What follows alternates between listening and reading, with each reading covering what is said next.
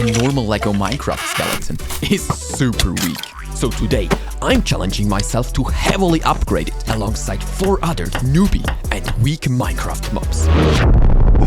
Okay, so every Minecraft mob has a weak spot, and step 1 is to find the weakness and erase it by upgrading the mob.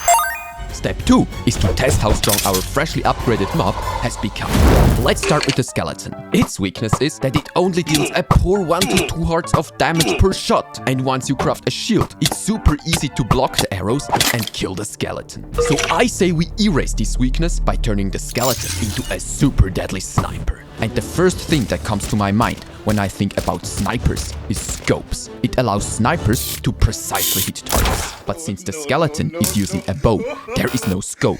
So the right eye has to become a scope.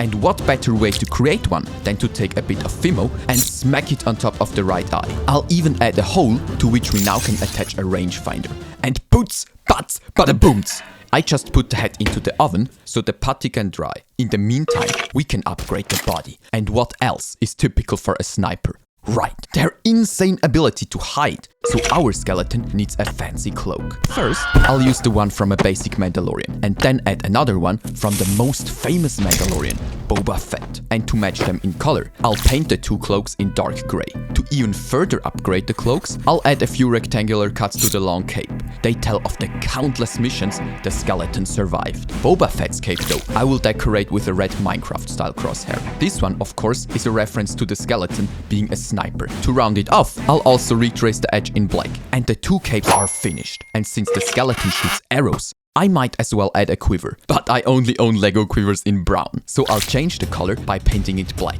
and then retrace the strings with red color to highlight the deadliness of our sniper. To go along with the black quiver, I'll also cover the bow in black. We'll get to the bow's abilities later, but now let's finish the head. As a base color, I'll use the same dark gray that I used for the capes. And whilst this part is drying, let me paint the other eye in light gray. And now that the gray dried, I'll paint the exact same crosshair I already painted onto the cloak, onto the techno thingy. The final step is to take all the finished parts and put the puzzle back together. Now I'm going to attach the rangefinder and our skeleton sniper is completed.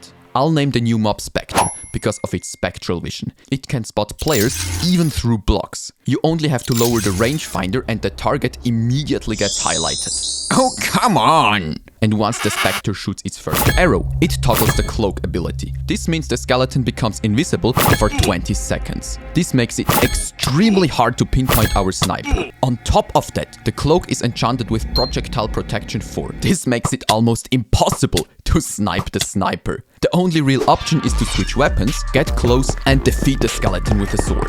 But also that is quite the challenge, because the bow shoots arrows that penetrate a shield and deal double the damage of normal shots. But if you ever manage to kill the skeleton, you can get unique mob drops. One of them is the Spectre bow, of course. Another item is the Phantom cloak. It gives you the ability to become invisible for 20 seconds. Where am I? And with the rangefinder lens, you can temporarily spot hostile mobs even through blocks.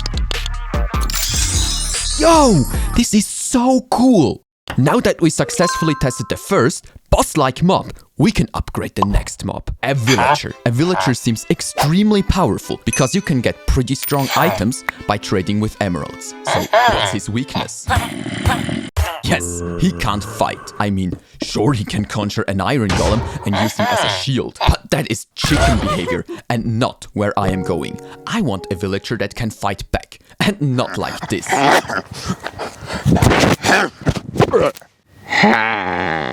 So our villager needs movable arms and legs. And because I want the villager to become a strong samurai, I'll take the villager's head and mold him a typical samurai headband. And here's a pro tip. If you shape your putty before you attach it to the head, the task becomes super simple. And every bandana also has 2 iconic stripes of fabric hanging down. So I'll also add those. And let's put the head into the oven. Just never above 80 degrees Celsius. Otherwise, the Lego melts. In the meantime, I'll cut a metal paper to form 2 rectangles. Those I'll superglue to the body as shoulder plates. And because superglue dries super fast, we can immediately start painting. First, I'll paint the basic layout with black. because now it's much easier to cover all the sections in the correct color, be it gold or even gray. The shoulder plates I'll first cover in white and only then paint it in gold, because my gold color has this annoying side effect that it doesn't hold very well. The legs I'll only slightly upgrade by painting 2 knee protectors and black boots. I mean, they're going to be covered by the Kama anyways. That one I'll upgrade by painting it all red except a small rim at the edge. That one I'll first cover in white and then paint over it in gold. Nevertheless, the base is completed, so let's finish the head. I'll attach it to a Lego stick and then cover the headband in red. Step 2 is to repaint the eyes. The left one is going to be completely white because it has a secret ability. Unfortunately, this eye draws a lot of energy. That's why I'll paint the left side of the face dark gray. This replicates severe effects of decay. And the samurai is completed. But a samurai is no samurai without his swords. I mean, normal Minecraft swords look cool and they are powerful. But you gotta admit that 3D printed swords are way cooler. They are a little smaller and will allow for even faster actions. To paint them, I'll attach them to a Lego construction and then cover the blades in white before turning them into solid gold. The hilt will be brown because it's made out of leather. And now that we finished all the sections, we can put the second minifigure back together. I'll call the new mob Ayazu. Eye because of his special eye. Rather than just being hit, an Ayazu can foresee enemy attacks and launch a deadly counter-attack. The second part of Ayazu gives the name a samurai touch. And this is justified, because an Ayazu is an even better sword fighter than Zoro from One Piece, who fights with 3 katanas. Fight!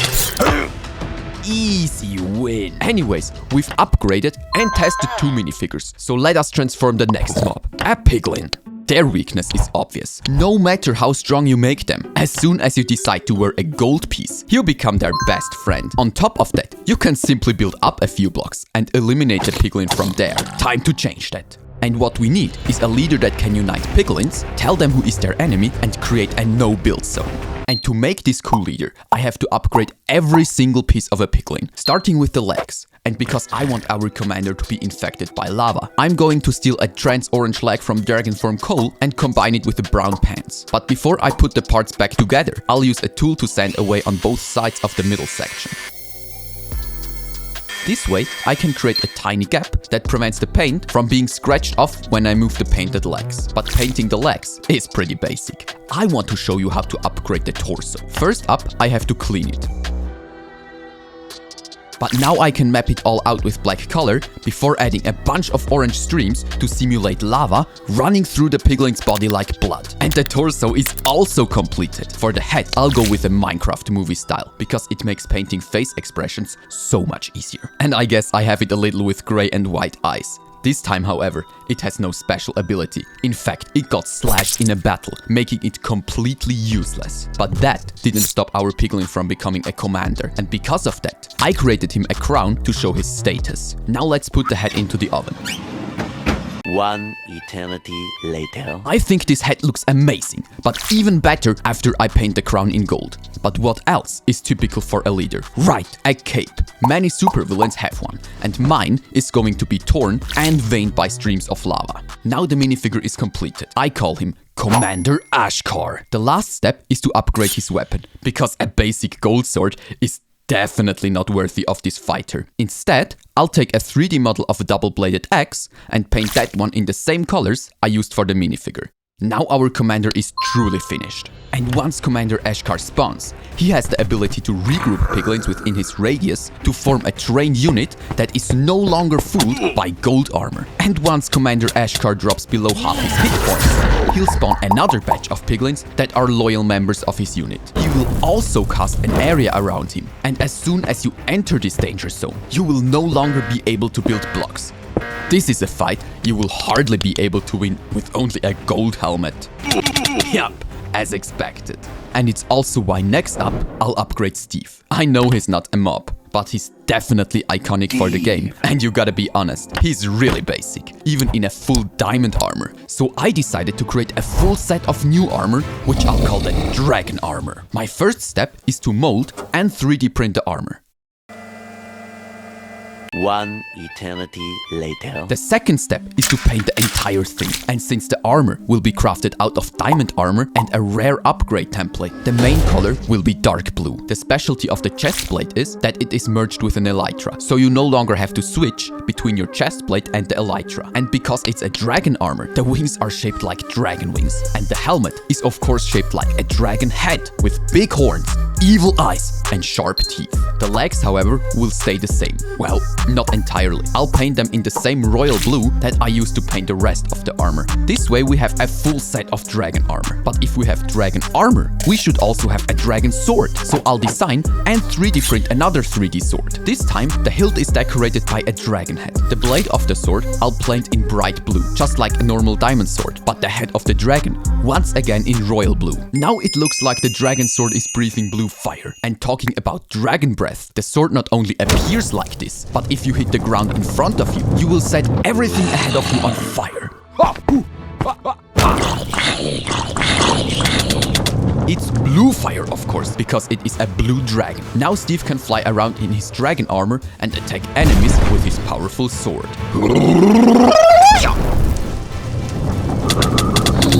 Whoa, that went quick. This new warrior is really strong. But not every village has such a strong warrior to protect them, and an Ayazu is super rare. This means we could do with an Iron Golem upgrade nonetheless. A normal golem is super powerful in hand-to-hand combat, but as soon as he has to fight a long-range attacker, he's useless. Even more so if the attacker is standing beneath a tree, or much worse, on top. Then the golem stands absolutely no chance. To counter this weakness, I want to create an Iron Golem with an energy shield. This way, enemies will be forced to go to the golem, which is a terrible idea. And because such a shield needs a lot of energy, the upgraded Iron Golem will be powered by a diamond energy core. The legs I'll connect with a ball joint, and the feet via a small bar.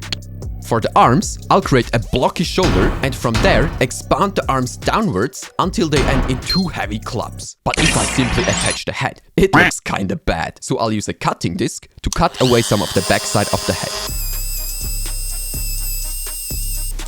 Now I can refine the edges with a scalpel and then use a different sanding tool to remove parts of the middle tube.